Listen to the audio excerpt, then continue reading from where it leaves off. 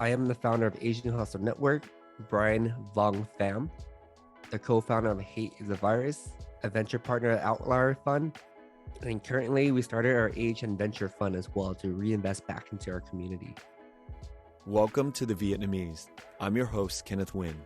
Being part of a culture of nearly 100 million Vietnamese people in the world today comes with a lot of pain, proud history, and privilege.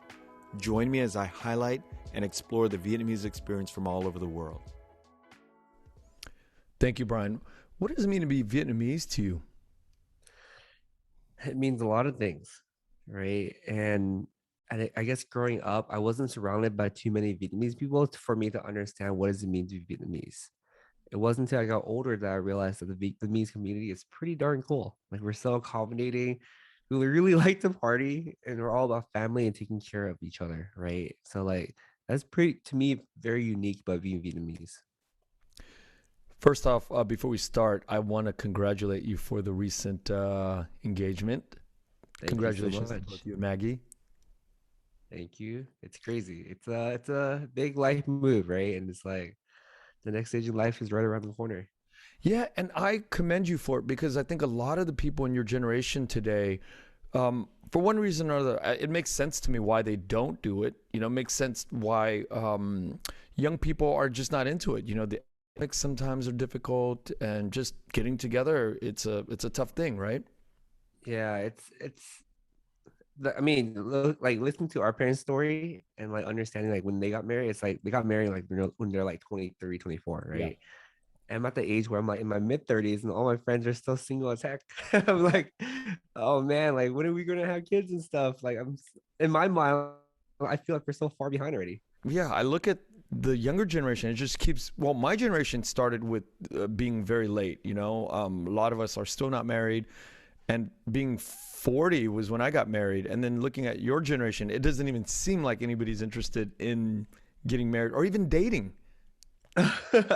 Well, dating, yes, but like we all have commitment problems right now. So, where did you grow up? So I grew up in San Gabriel Valley, which is next to Monterey Park in a suburb in Los Angeles. And there is some Vietnamese, but mostly Chinese. Yeah, I grew up around a lot of Chinese people, like a lot of Taiwanese, a lot of Chinese, sprinkling some Korean, some Japanese. But for the most part, if you want to get like, if you want to be involved in your culture, it's like you go to Westminster, Yeah, right? 45 minutes away. Yeah, Yeah, but it's mostly Chinese and Mexican, you know, and yeah. right? It's definitely changed throughout the years too. Like I guess growing up, it was like pretty even between like Asians and Mexicans. And then nowadays, I feel like the Asians just overtook the entire city. I was just like, whoa, this is crazy. There's so many Asian restaurants everywhere. Totally. It's like a huge melting pot of all the Asian cultures in the 626. Very unique place to grow up.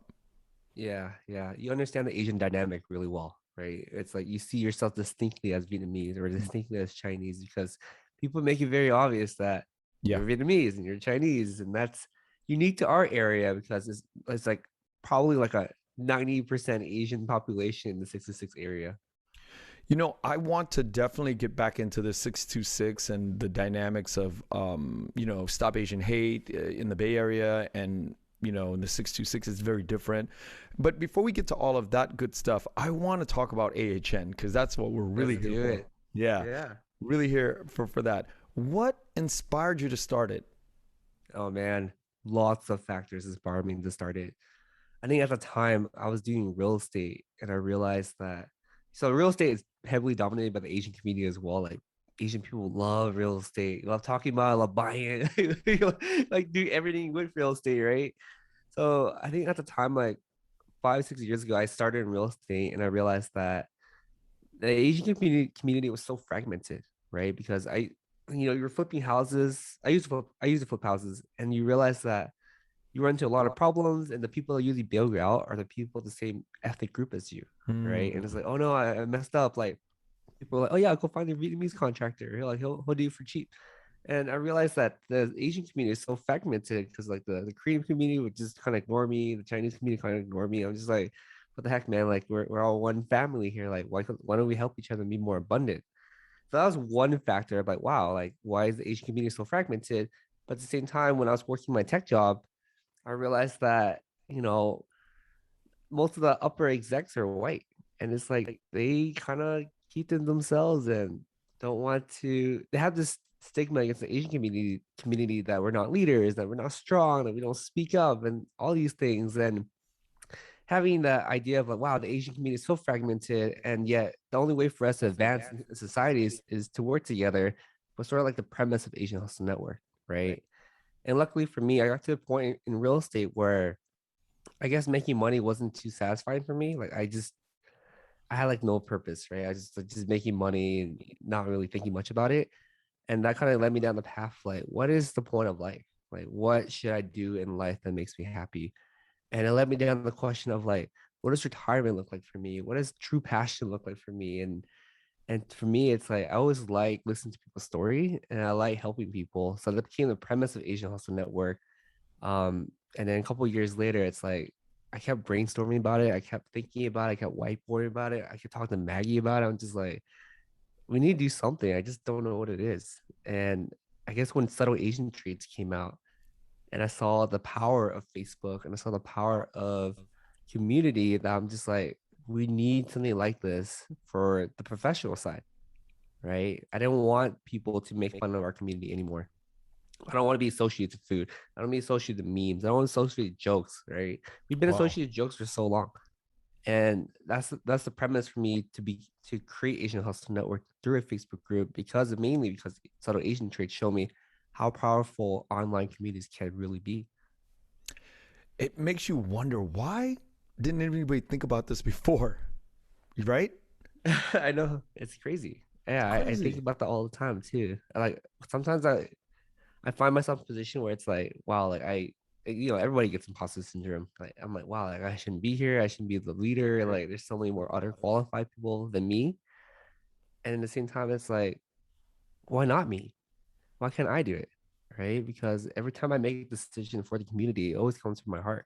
And it comes from like not a place of greed. It comes from like, how do I make the community better? How can I push the community forward?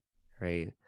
And I realized that that is actually a pretty unique ability that a lot of people don't have, because the advice I was getting at the beginning of the community was like, you can monetize this, you can make millions of that, you can sell your course. I don't do any of that, right? Because it's not who I am, right? For And, me, and at it the core, it's like, how can I help the community? and it shows through the work. It shows because you could see and detect programs like the Vietnamese Podcast or Asian Hustle Network. You could feel like we have to throttle all out with backing up our community and making sure that the core of our mission is really to amplify. Well, for me, it's really to amplify, and it feels like that's the same way for AHN. It's like amplification of Yeah. the business community within the Asian world and here in America. Yeah. And I must commend you guys too. Like we were talking earlier before the podcast, like I follow your Instagram, I listen to your podcast. It's like, you guys are doing some pretty good work. And the fact that you're able to pick up in the little cues in order to add more value to the community just shows me how plugged in that you and your team really are. Thank you. That's a shout out to my the Good House. They handle all of my social media. And I've known Brittany over there for many, many years before we even embarked on this journey. And there's other heavy hitters that really talk to me about the work that I do, like Bao Nguyen, Anderson Lay, Oh, all my partners Bowie. over Yeah. at East Films, and I think Bao is on HN podcast as well. So shout Yep. out to He's our those. number one. Yeah, and even the conversations that I had with you and Maggie in the early days before I even jumped off and did this, because I've been wanting to do this for many years too. And talking to you and Maggie and my wife Patricia over at the 626 Night Market, all of these people are communities, and it's empowering to have people who are there to support each other. Absolutely. And I mean, we met through Asian Hustle Network, right? It's like Yeah. none of this relationship that happened, and a lot of people in the community would not happen without like this network. So I'm really grateful for it. Yeah. Let's talk about that imposter syndrome, because I have it Oh too, man. in spades. It's crazy that never goes away, right? Yeah. Yeah. I mean, I feel like as human beings, like we're always going to have imposter syndrome, right? It doesn't matter who you talk to. And I'm pretty sure that you realize too, like having guests on your podcast, like doesn't matter what age, what stage in life, where you're at, what you're doing, you're gonna wake up and be like, damn, Why me? But I have a funny thing funny observation. If I meet people who don't have imposter syndrome, sometimes, not all the time, but a lot of the times they're like imposters. Because I feel like if you are doing the work and you're critical of your own work, you're going to have Yeah. imposter syndrome, right? Yeah. That's just inevitable. And if you don't have that feeling that that your work is not good enough and yada yada, then chances are you're not really analyzing how good your work really is, and so you're just like, oh, I'm the shit, I'm the best, and Yeah. Yeah. I feel like imposter syndrome can be a good and bad thing, mm, right? Where it's like it helps you reevaluate yourself. Like, am I putting the best work out there? yeah, Am I doing a great job? Like, am I becoming the person that I always wanted to become? Right. And the bad thing is like it also leads to people quitting. It leads to people yeah, stopping. It leads to, oh no, I'm gonna step down and let someone else step up because I'm not fit for this job, right? So it's more of a balancing act, really, and it's depending on how you use it can help you further your career or not further your career, right? yeah. But It's it's like a also tool. good to combine that with the right mindset too. That I guess for me, it's like I always have the beginner's mindset where it's like it doesn't matter who I talk to. I feel like I have something to learn, right? Whether I talk to someone younger, I learn about their generation, what they're going through. I talk to someone older, I get to pick their experience and what they're going through. But after talking to like I would say a lot of people already through the last few years through Asian Hustle Network, the truth is no one really knows what they're doing. So It true. doesn't matter what stage in So life you true. are. You can be in your early 20s, 50s, 60s, 70s. No one knows the hell they're doing. Right. So the whole point is just do something that makes you happy and just kind of believe in it that it's gonna make you happy.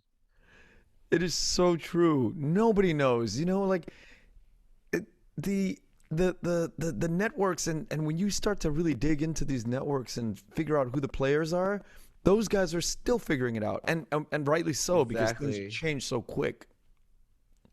Yeah, yeah. Everyone's still figure things out. So that's the sad thing about life. It's like you look up to your mentors and you I don't know, man. I get the chance to talk to the people that I always admired. I'm just like, oh no, you're just as confused as me. The only thing they all have in common, it's like a sense of purpose and action. They take a Grit. lot of action, Yeah, right? they take a Grit, lot of action. perseverance. Exactly. And that's the main driver of like a normal person and an extraordinary person. It's just action. It's really what it is. Nothing else. And that's true. And they fail often too. Yeah, You yeah. know, one beautiful thing about what I do when I'm reading AHN, the post on Facebook, is stories, because they range from a kid in high school who has no idea what he wants to do, but in his fibers, you can tell that there's this entrepreneurial spirit. And then you read like the Yeah. old guy who's like, has gone through multiple businesses. There's such a range of inspirational stories. How did you formulate and how did you create that posting sort of like mechanism? Yeah, it was hard at first, right? But it also was a lot of us based on my own interests. Like I love like CNN's Your Big Story. I love Humans in New York. I just love reading Mm, people's story, even before Asian Hustle Network. Something I was really obsessed with. So I think like back in like 2017, 2018, you look at my Google search history, it's like always like stories, mm, inspirational stories. And I'm like, okay, like that's cool. I really like seeing as a big story because they're their only like big network that feature Asian story, right? So that sort of like became the premise of like what I want to build. And I realized that through my own personal experience, when I listen to the Korean community or Chinese or Japanese or whatever, we all have very similar upbringing, right? We all want the same things for a family. It's all about importance of a family, education, and hard work, and all those things. And what really surprised me is like none like most people don't go out of their way to like listen to these stories, right? Once you listen to these stories, you realize that you have a lot more in common than you think. That's how you become a community when you find commonality, right? The weird thing at the time was like I'm not religious in any way, but I was studying a lot of religion to figure mm. out like why is religion so important back in like the warring era where it's like a lot of different cultures. How did Alexander the Great unify his community? Like how did he do all those things? I looked into history itself and I realized that a lot of it is having a common belief, right? A common goal, a common purpose. And I need to find that commonality among the Asian community, which is family, which is hard work, which is education, unfortunately, which is also money. So it's like money is a huge factor that ties Asian communities together, by the way. And hence the entrepreneurial spirit in our community, Asian Hustle Network. But yeah, I mean, all that sort of just formulated into this premise, this idea that I wanted.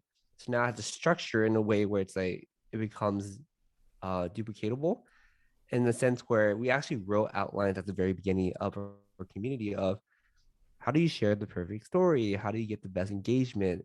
We had I think the template's still out there somewhere inside the community, but we had like a guide, right? Because people were just asking us like, how can I get better engagement? How can I properly share my story? I think after like responding to 100 people, I'm like, all right, this is a repeatable process. Let's our team put together a guide. Shout out to Paulina on our team for making that guide. But that's really the premise of like how we got things started. But the hard thing is like it's hard to get people to share at the very beginning, right? No one wants to share. So that's where our grit and grind comes in. It's like we message all our friends to be like, hey, like, could you share your story in the community? Here's the format. We'll take the time to like read your story and format it and give you advice on how to get the best engagement. And after doing that for like 40 posts, it created a culture in our community that Wow. people could reference and like, wow, these are some really engaging stories that I can copy and sort of sell my story in the same format, right?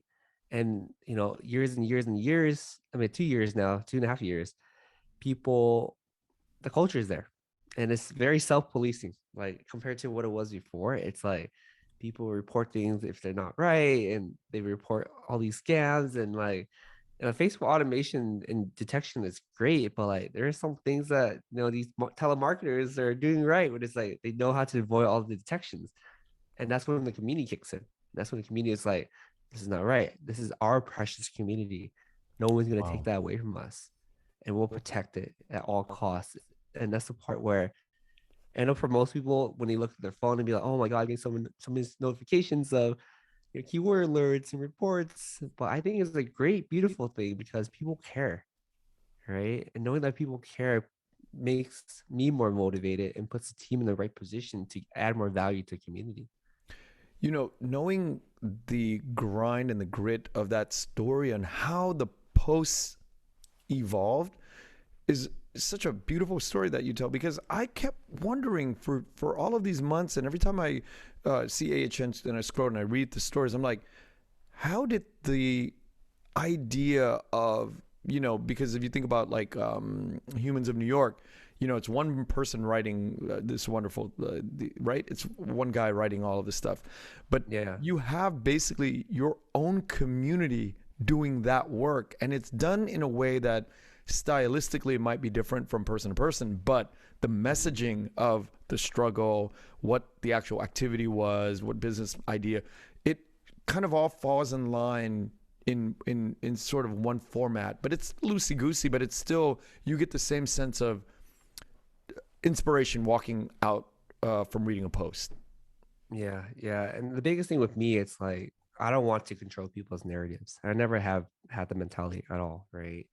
And I feel like the power goes in the community, in the individual person to share their story the way that they think is appropriate, right? And for too long, like our narrative has always been controlled by someone else. It's always been controlled by the Western media. It's always been controlled by the Yeah. government. It's always been controlled by something, right? So how do we enforce that and like really empower our community to be in the unique individuals that they really are? Because that's the only way that I feel that we can progress forward as Asian American or Asian whatever community in the world. And how has your mission changed from the early days to today? For the most part, it's very much the same, which is to uplift Asian entrepreneurs around the world. But I think now we kind of reward it, and it was like, okay, how do we be more inclusive of the creative side? Because we realize being a creative and artist, is just as entrepreneurial as like any other entrepreneur. But sometimes they don't call themselves entrepreneurs. So I guess our new model is like the super connectors of Asian entrepreneurs and creatives around the world, Beautiful. right? Mm-hmm. Yeah, Much so we more have to reframe inclusive. that. Yep, Yeah. exactly. And these creatives, a lot of them are such badass business people too. I mean, they're just Yeah. animals, they're beasts out there, and they're creating these things that are making millions of dollars Yeah. for either their companies or other people's companies. And they're just, their minds and how they connect on a creative level to hook in the emotional aspect of Yeah. selling products or stories are just phenomenal. I absolutely agree with that statement. It's always funny to me to hear that, oh, like, I'm a creative. I don't want dealing with the business side. I don't know how many times I heard that, right? Where it's like, oh, I just want to create art. I don't want to worry about the business side. I don't have to worry about selling. But guess what? They're just pretty much the same thing. Yeah, it's the same. Exactly. Yeah. How did you figure out, the control of you? Some of the posts in the early days were a little bit, I don't know how to describe it, but it was not in line with sort of like the mission that we just talked about. Some were a little Yeah. bit like they were, Promotional side. yeah. And some were just, some were very sexual in nature, and Yeah. all of these things were just very random. How did you rein it in? That part is hard, right? It's really an art form, really, and Wow. getting, because I think the problem we had before, and the problem that people in like media were really mad at us, is like how many Asian House Network are so inconsistent. When the reality was like we had That's the like community. 15 people moderating with different opinions, right? It's like over time you have to be clear with your team, like what is the core mission? What are we trying to focus on? So like it started becoming tighter and tighter as people get more Mm. clear of what Asian Hustle Network is. I think at the very beginning is like we don't know what Asian Hustle. We think we know what Asian Hustle not like Asian Hustle Network is, but we don't quite know.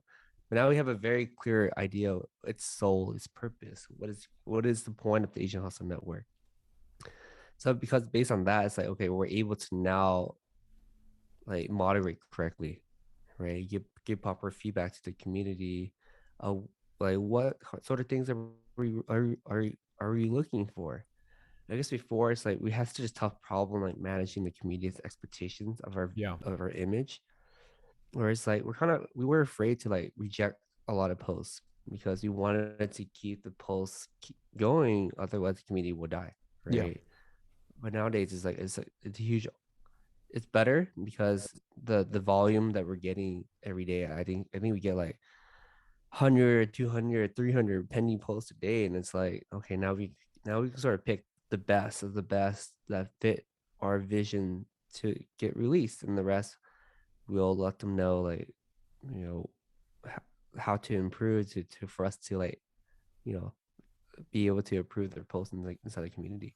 Wait a minute. You get 100 to 200 entries into the system a day. Yeah. There's people on the back end that has to go through the post to Yeah. approve it. And then how many are you actually posting a day? I think between 14 to 25 per day. Shit. Yeah, well, it doesn't sound that extreme because a lot of it's like just one link to your business or a link to a random video or something like that, and it's like easy to filter out Yeah. those things, right? Yeah.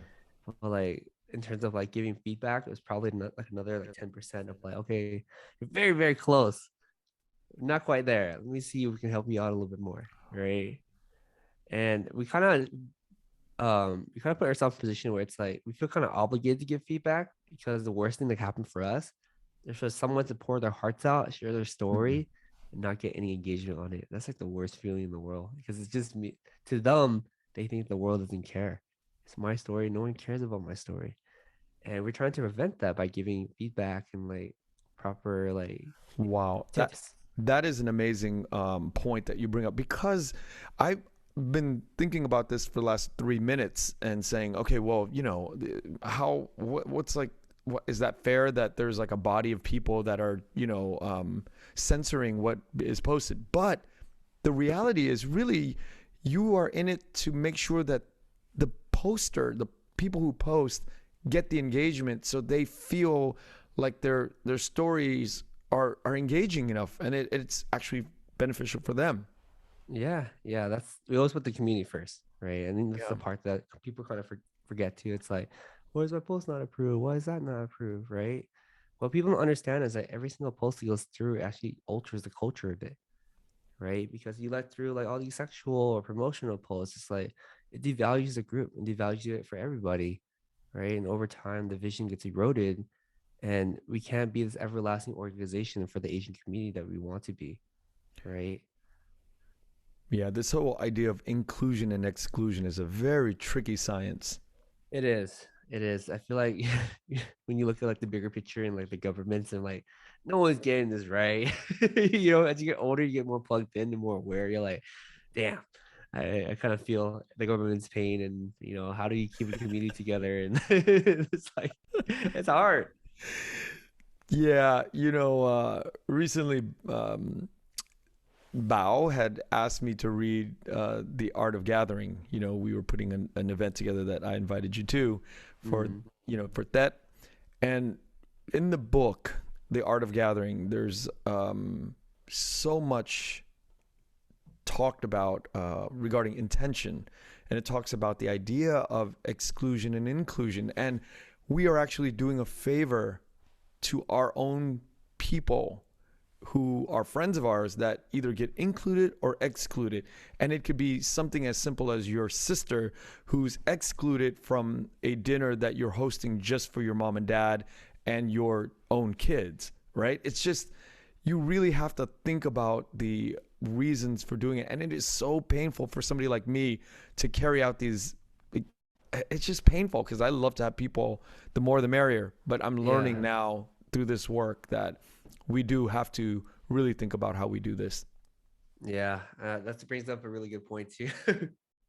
So as some of you guys know, I recently got engaged like last week, and we were just sort of thinking about our wedding. Like, man, like how do we like invite everyone? Because we know a lot of people, right? And it's like it's the same story. It's like how do you choose and pick who you want to pick? Because unfortunately, there's a limited amount of seating, and like unfortunately, there is also a budget that we have to go by, right? Yeah. It's like it just made me think of what you just said just now. It's like how do you mix and match groups and be inclusive and exclusive?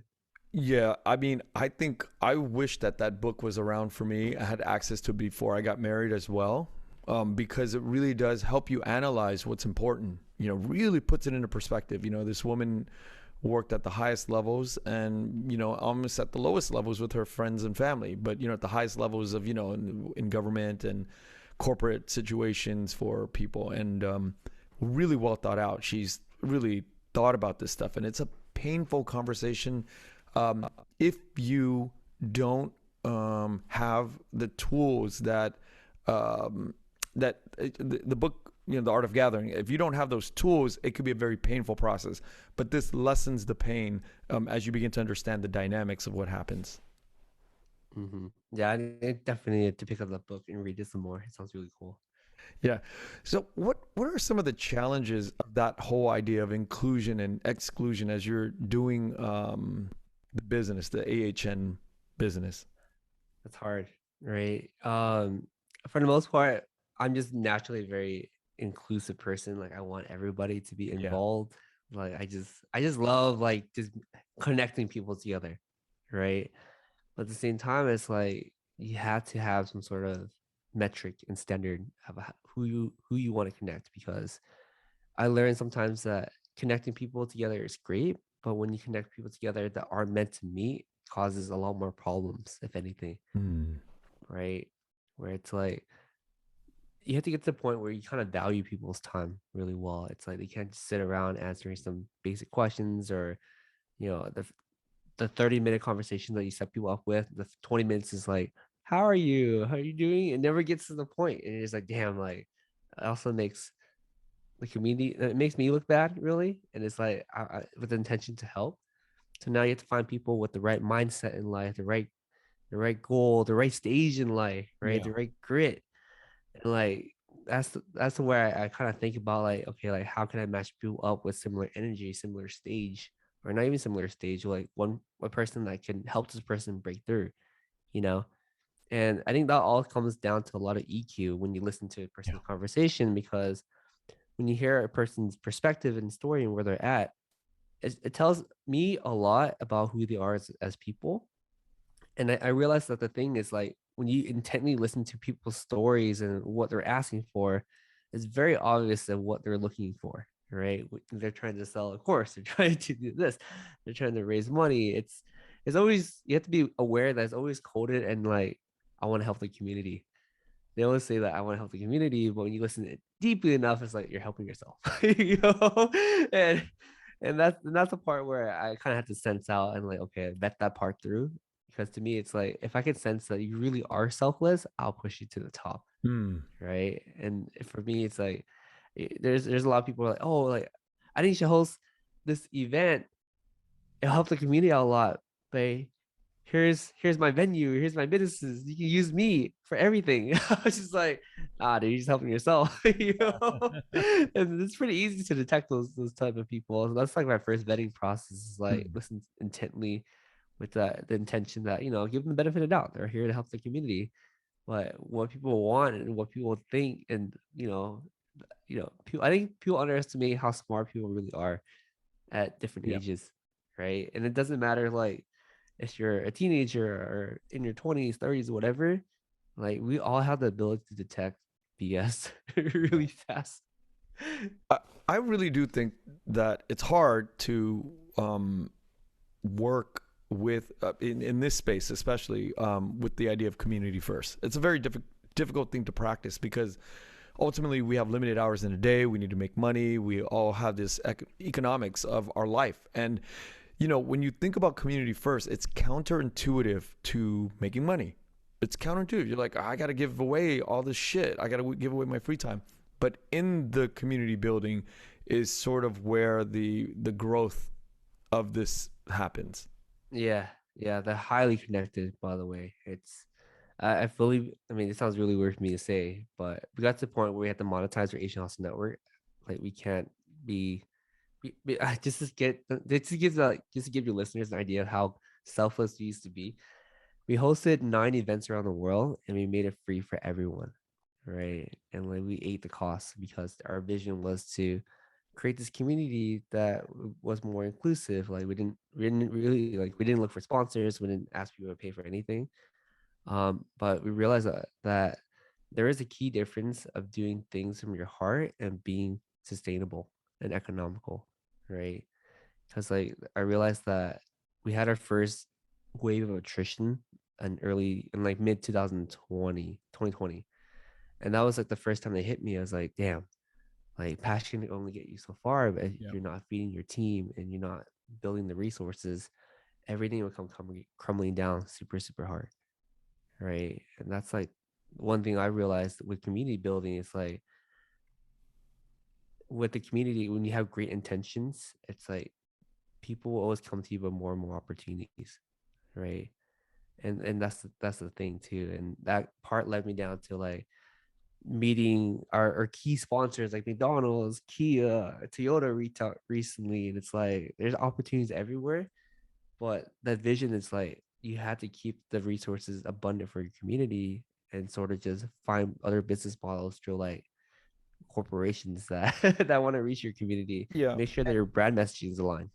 But I could argue, it's arguable that without the 9 free events, without the giving that you've Yeah. just articulated, there would be no followers. There would be no community that could grow quickly because if you start charging in the beginning for Yeah. listening to the podcast or for anything, you just don't get the growth. And so I think like whenever people start these kind of movements, which I encourage people to start, but you have to really think about the grit, the determination that you got Yeah. in this type of game because it requires a minimum, in my opinion, of 2 years of just going nonstop, full time, and really putting your nose to the grind for free and giving and giving and giving and giving Yeah. until the resources start to show up. Yep. And I can't agree with that statement more, right? There's, again, to clarify, there is no regret of doing things for free. Yeah. I would do it again in a heartbeat. I would continue doing that if I can, Yeah.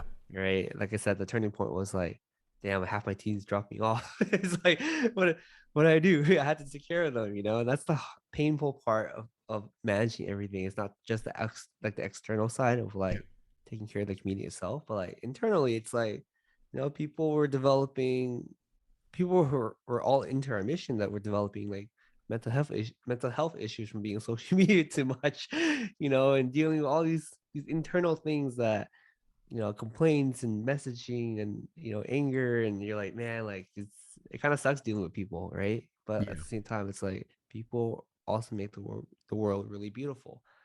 But to me, it's like it all came so fast. It all really came really fast. It's like my heart's like, oh, I still got to take care of the community, but the other side of my heart is like, oh, my team members are like not doing great. I need to like take a step back and reevaluate everything and like how we do things more sustainable moving forward. Yeah, and I'm sure you're just scratching the surface with the sort of the monetizing model, because it's like we're still all trying to figure this stuff out. There's no playbook for this yet. Yeah, yeah. Like there's no playbook for monetizing community. But at the same time, it's like I said before, if there's not a need for me to monetize community, I wouldn't do it, right? Yeah. But like for us to continue growing, give back grants and scholarships and investments, like we need to continue growing bigger and bigger and bigger to like fulfill that vision. Now, the name Asian Hustle Network, going back to inclusion and exclusion, was there ever a time in your mind where you're just like, wait, there could be other communities of color or even white people? Did that Yeah. ever cross your mind? Or you're like, nah, fuck that. I'm going all in. I'm going all in here with this name. Or No, I was there an iterative, process there that you, was. okay. It was. That brings oh man, this brings me back to the very beginning of Asian Hustle Network, right? And I I think that we decided to choose the word Asian because I want people to be well aware how big the Asian community really is, right? And I think that when you look into the nuances of the Asian community, I would say that there's so many ethnic groups inside the word Asian itself. And I'm like, okay, like, if we don't focus on you know, our group, it's like we're not gonna be able to accomplish any of our goals, right? And I was pretty obsessed with the fact that we need to stay focused. We need to focus on one thing at a time, right? The word Asian to me, it's like we want to focus on the Asian community, but it doesn't mean we're excluding any other race, right? And I see that, and I've been preaching that for a long time because at the beginning, people are like, "I'm not Asian. Can I join Asian Hustle Network?" I'm like, "Yeah, like come join us. Like we want to hear your story too and see how similar things are, and like your upbringing, and we want to form allyship and partnership, and amplify all across our communities, right?" But at the same time, it's like the focus needs to be an Asian community because that's where all the problem lies, right? Until we figure out that we are one family, that we're one group, that we can work together. I don't think that we should make the title so generic like Hustle Network, right? Because every culture and every ethnic group has their nuances of how things are being solved. Yeah. And we have our nuances too that, to be honest, like we're not even at the beginning of the iceberg to like solving these issues because Yeah. they're like passed down for generations. To really think about it, our grandparents generation, like a couple generations ago, were literally fighting each other in Asia. It's like it's a lot of it's actually more recent than you really think, right? And it's like how do we get along? I mean, that's the first question, is like how do we get along first before we start focusing on other people's problems? Yeah. Now, when like a Latino person or a black person, post or has, attempted to post, Yeah. how do you reply to that? I honestly, as long as it fits our theme and our structure, we'll let it through. And it always catches me by surprise of how inclusive the community really is. I love like seeing like the Asian community comment underneath the stories of, oh my God, like I didn't realize the Latino community did that too. Or like, oh, you guys are so about culture, or I love your food, or I love this and that. And it's like it's very, very welcoming, Hmm. right? Extremely welcoming. Of course, you get one or two comments like, "Why you here, you're Asian?" It's like, well, like, but this is where the self policing comes in, where it's like people actually comment underneath those comments and be like, "No, we're inclusive. Like we're here as a family," and that makes me really happy, right? Like the less I step in, the happier I am because I'm like, okay, like the community is gonna be okay, and it has a lot of good members and good people in it to like keep it going.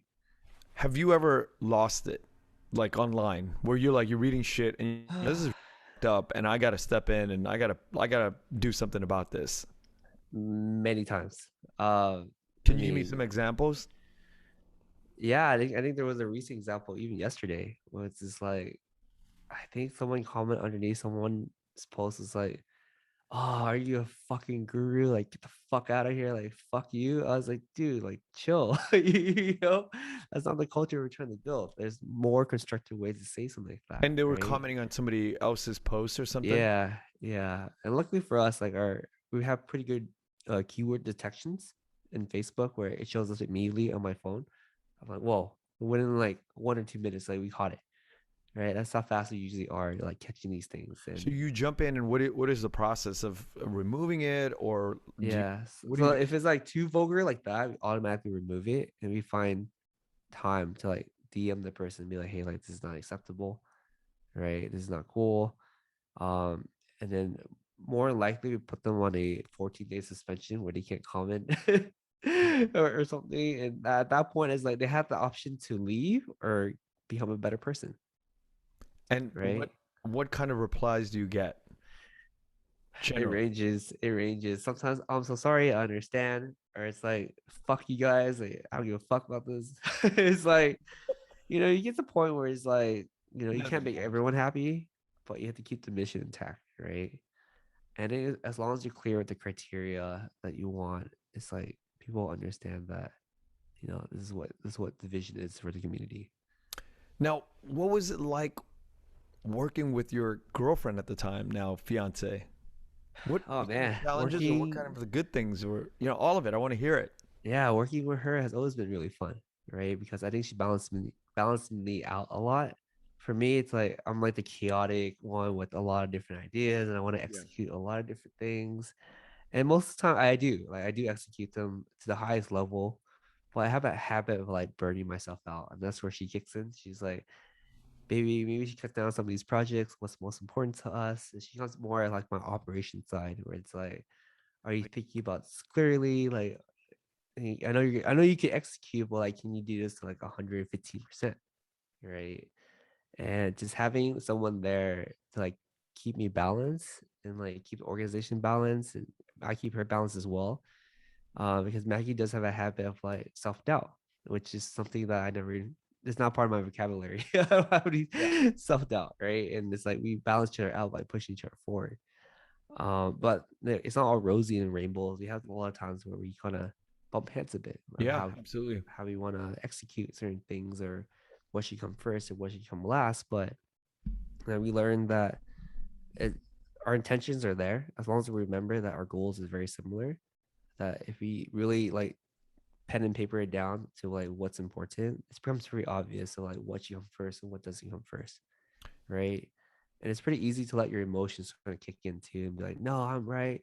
Once you let down your emotion and become more logical, then it's very cohesive for us to work together. And I couldn't imagine a better co-founder and a better partner. Yeah, but damn, that is so challenging. Somebody, your lover, your wife potentially, your future Yeah, wife, and potentially all of the heavy stuff of whatever you're going through in your relationship, being brought into the professional space, and you're yeah, building together this stuff, and God, it's just so many moving parts. it is. It's tough, and I don't know why I got this analogy when I was kayaking in the ocean a couple of months ago. That I remember that. So we went on a group kayaking trip, and there's an odd number. So I volunteered to be by myself in my own kayak, and I realized like when I was paddling, I couldn't paddle as far as like my friends who had a pair. And it doesn't matter if the pair is weaker or smaller or whatever, right? But they always end up paddling a lot faster than me, right? And the reality is, when I was watching Maggie paddle with one of her girlfriends, I honestly couldn't keep up with them because there's two people pushing the paddle along against the current, and they got further than me. And to be honest, they got to the island that I never got to because everyone started turning around to go home. I never got there, so I turned around and I was by myself. And I was like, to me, that was like the perfect analogy of having a partner with you the whole time with the ride, because you can actually go a lot further, right? I think out of the gate, like I went pretty fast, but to get to the island against all the current that's coming against me, I couldn't make it. But to be honest, I'm prideful. Like I think I'm pretty built. I think I'm pretty strong. I think I'm like, I got this. I get to the island.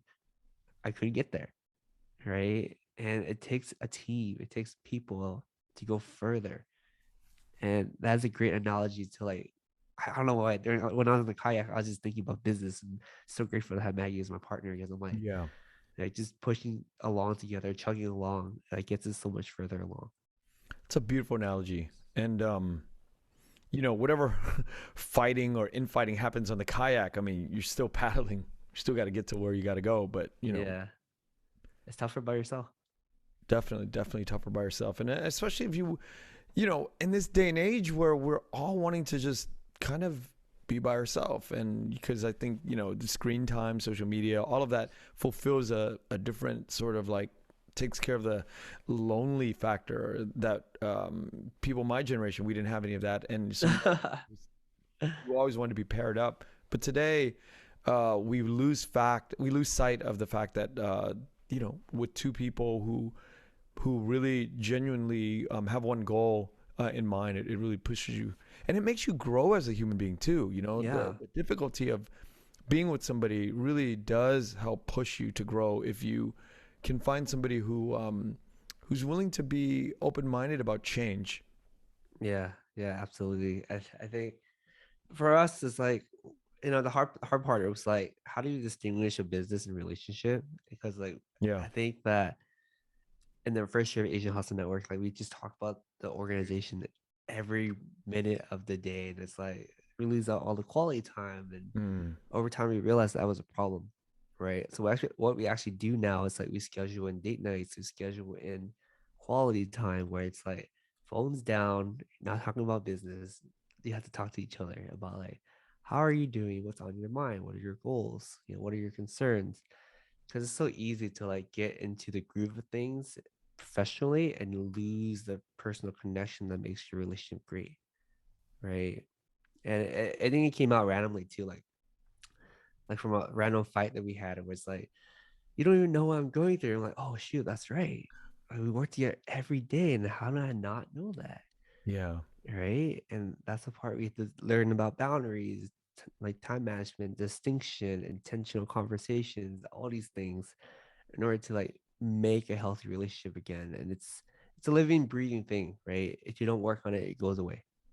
Yeah, my parents' generation, because they worked together, it was just like, what are you going through? I don't care what you're going through. You're with me every day. Why don't you say something? It wasn't as Yeah. intentional. Yeah. Our generation is, yeah, you have to be intentional with everything. Hmm. Yeah. Otherwise, you're like a rudder, a boat without a rudder. Exactly. Yeah.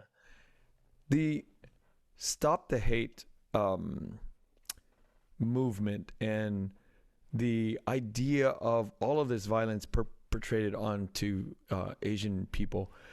Yeah. I can only speak specifically about something that I want to know about right now, and maybe we can expand this idea because I think it's a very relative topic to our community. But I want to drill down in the details first before we expand out. Let's do it.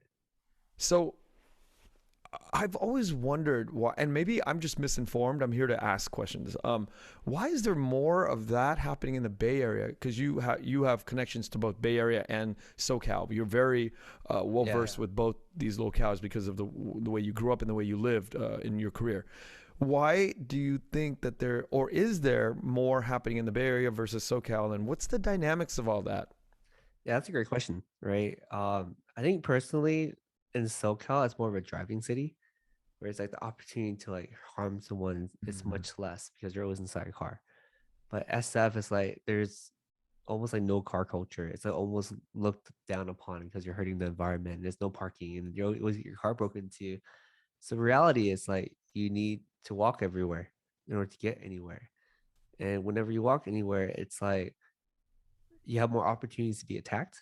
But at Uh, the same time, you know, it's also, I don't want to put blame on anyone, right? It's not here what I'm trying to do, but you realize that, historically the crime rate in the Bay has always been off the charts, right?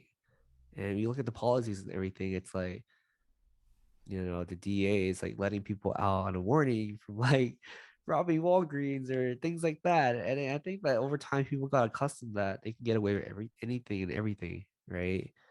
And I guess mixing with the like, not to get political, like mixing with the like rhetorics from our previous president of like, oh, like China flu or whatever. It gets into people's minds that now they have a problem that they can blame. Now they have a target they can blame. And when you're going through bad stuff in life, and you just need to, let things out, and you need to be angry or something because things are not working your way, you're gonna find targets that you think are the Scapegoats. problem, scapegoats, right? And historically, to get into history, that this has happened many times throughout the history of humanity, right? Not to get political, but like, when Hitler's blamed the Jews, and and other countries blame other ethnic groups for their problems, right?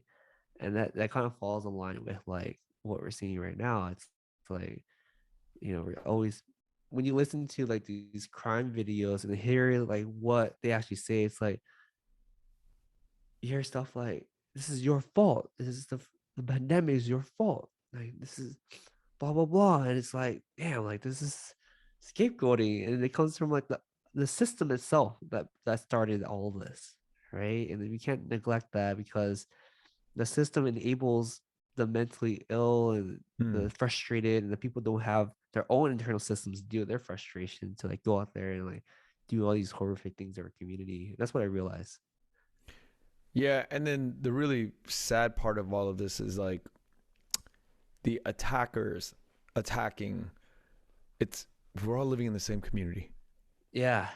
and it's not like it's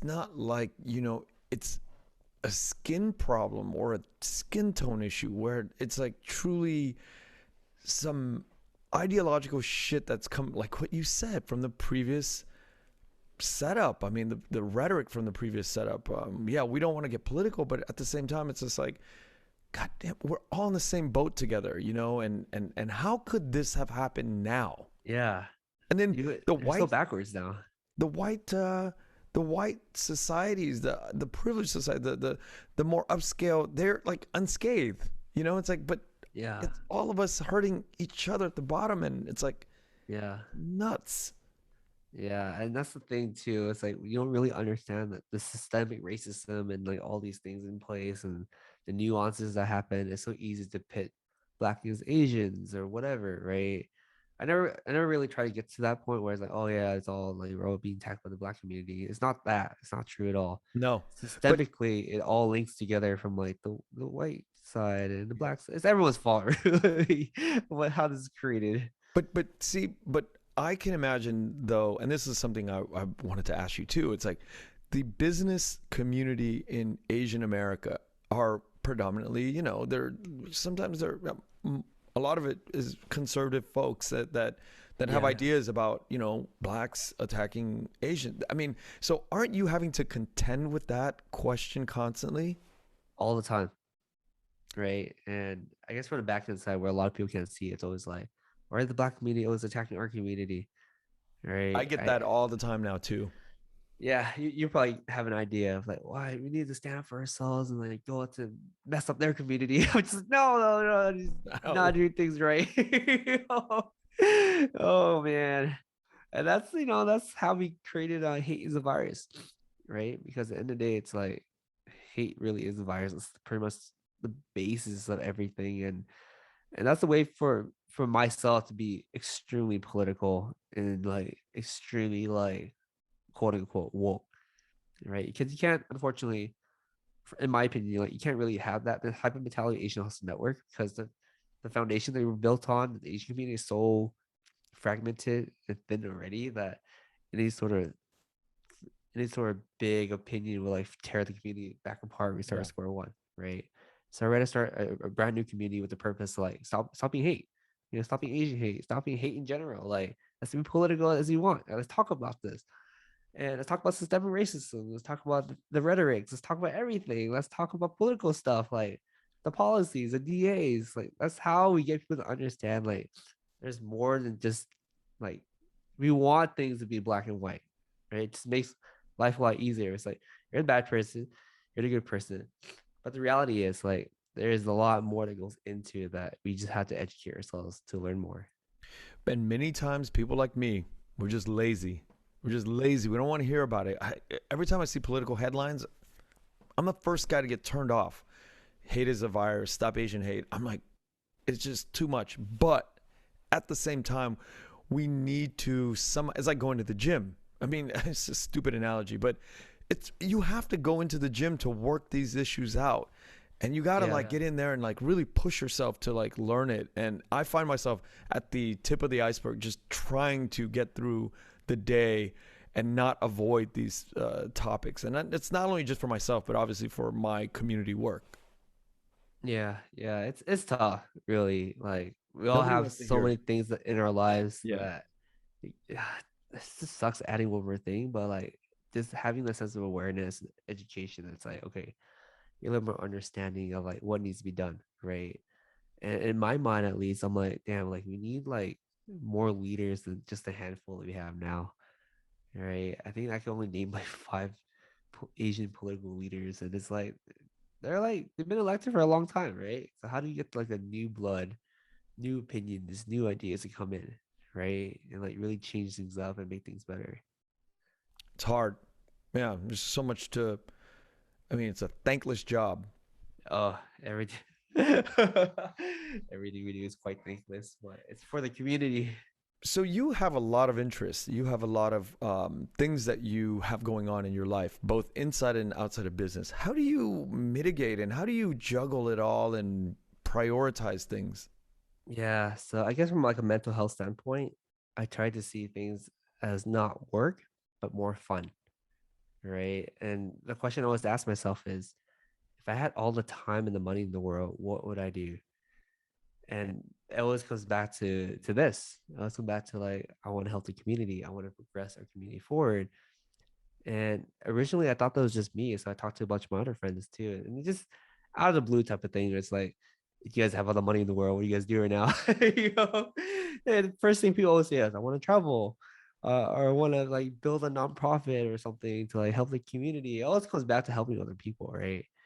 And that's like the affirmation that I got. I was like, Mm. okay, like, this is what I want to do, and it never really felt like work to me, right? But at the same time, it's like, how do I combine my own personal interests into what I'm doing? And I personally love investing. I love people's story. So guess what? Those are two main pillars of Asian Hustle Network that doesn't make feel like work for me. Yeah. I get to listen to people stories every day. I get to meet cool people every day. And we started our Asian Venture Fund, right? I love investing. Like that part will never disappear from me. But how to invest in a way that progress the community forward, right? And it's just not from a organization or a person's personal gain, but how do we push forward ideas of very smart people that don't have the right environment to help them progress forward? And what you realize about the venture world and the startup world is that a lot of founders who became founders actually come from really privileged backgrounds, Mm. right? I know this is a big claim that I'm making. That's Yeah. from my observation, because you know I grew up as a 626 kid, and for me to be in this position is complete luck, right? And when I was starting Asian Hustle Network, there's no way I'm going to ask my mom for even like 10K or 20K. There's no way. That's like their life savings, right? Yeah. And the reality is like, you need some sort of privilege in order to make that jump or like take that risk. And when I really look back into it some more, and that's where my imposter syndrome kicks in. It's like I had friends who are a lot smarter than me, like a shit ton smarter than me, that are like, still working. Nothing wrong with a day job, but like just working like an accountant job or whatever, something that I feel like is below their or like full potential, because we were never offered the resources or told that we can do it, right? And that's the biggest thing between this world and like seeing other founders of privileged backgrounds, because their parents are like, yeah, go for it, you can do it, take that risk. Some people can't afford that luxury, right? And that's the part where it's like, I love investing, but I want to find people with that background that don't have that resource, that come from like the probability of like not becoming an entrepreneur, but becoming an entrepreneur. I want to find you. I want to make sure that you change your life, because you guys are the ones that continuously come back to your own community and build that foundation and change other people's lives with similar background. And I know, again, I don't want to get political, but this is the part where I feel like we're evenly on the playing field, right? Because I Mm. always consider myself a poor kid, and I always took pride in that. Like getting financial aid in college was a pride thing, you know. Wow. It's like, wow, you didn't get financial aid, you must be rich. For me, it's like, most of my college is paid for because my parents are so poor. It's something I took pride in, and I want to make sure that someone that got as lucky as me can give back to other people, and I want other people to give back to the other people that came from their backgrounds. Can we talk about in the remaining times? Can we talk about like the mechanics of this fund? Is it a fund or what Yeah, is? yeah, it's a fun. Okay. Yeah, How does it so get? Yeah. How did you put money into it? Who brought in the money, and how does it get distributed out? yeah, so shout out to my partners, Irving Cow and Norman Liang. Those guys are, I think Irving has been investing for like 15, 16 years. So is Norman. They both have their own venture fund. I actually met them randomly. Not randomly, but I met them at like a venture meetup or something in SF in LA. I met them separately. Um, and they approached me. They're like, hey, like, how does how do we give back more Wow. with an Asian Hustle Network? And I told them that I always had the idea of creating our own venture fund, but at the time, like my knowledge is very, very limited, but I'm willing to learn. And I really appreciate them because they really took they really took the chance to like kind of walk me through and mentor me week by week. But of course, I have to fill in gaps, right? Because I can't just hop into every meeting and Yeah. ask you the same damn questions, I'd be like, okay, how have we structured this? What is the kickback? Blah blah blah. How do we raise money? And they really like tied me in with the world that they're part of, introduced me to a lot of people, and made me realize that hey, like there's something called social currency, right? And that can actually be turned into a lot of capital if you use it correctly. And the capital can be used to benefit the community, right? And this is where I realized that I have, like, again, like earlier, like you said, like giving has built up a lot of social currency for myself. And now I'm finally cashing into it and Yeah. using that for good, right? But that's kind of where the idea came from. It's like I thought about it, and then it's crazy when you're thinking about something long enough and hard enough.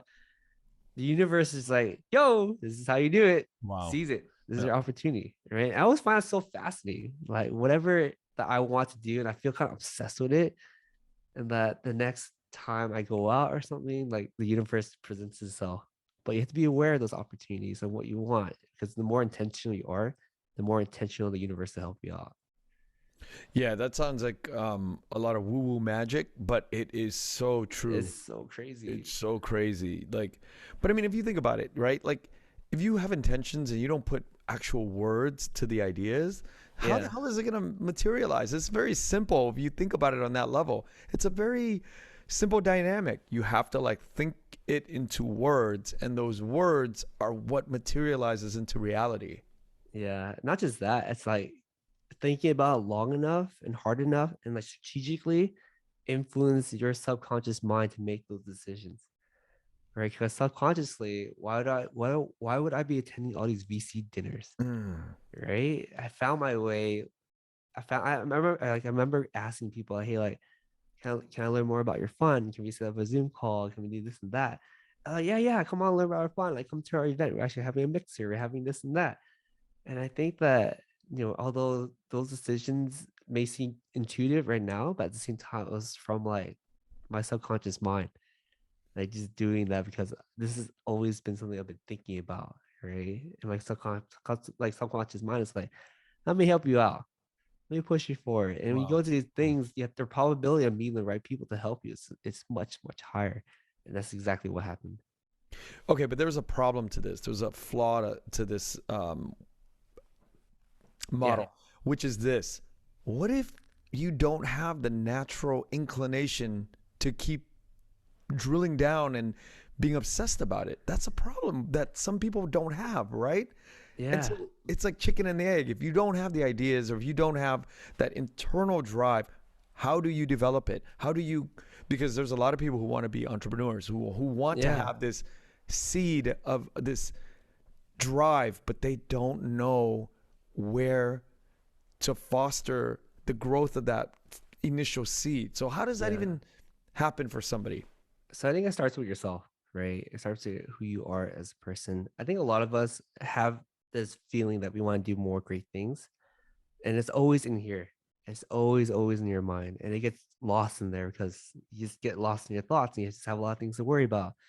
What really helped me out, and I don't mind showing on the podcast too, is that I literally write in my journal every day, free flow for the past 6 years without missing a single day, Shit. right?